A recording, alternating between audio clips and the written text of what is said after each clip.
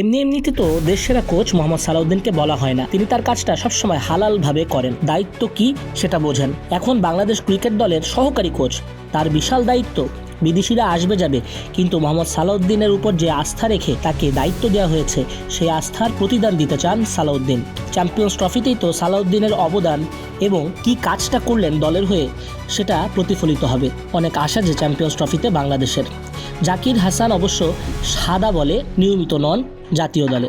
এখন পর্যন্ত টি-20 ওয়ানডে মিলিয়ে 6টা ম্যাচ খেলেছেন, তবে টেস্টে জাকির প্রতিশ্রুতিশীল। বিপিএলে ভালো করছেন সিলেট দলের হয়ে। জাকির যে কোনো সময়ে নিয়মিত রান করতে থাকলে স্কোয়াডে ধারাবাহিক হয়ে যাবেন। তবে ফিনিশিংয়ে সালাউদ্দিনের প্রোডাক্ট বলা হয় জাকের আলী অনিক।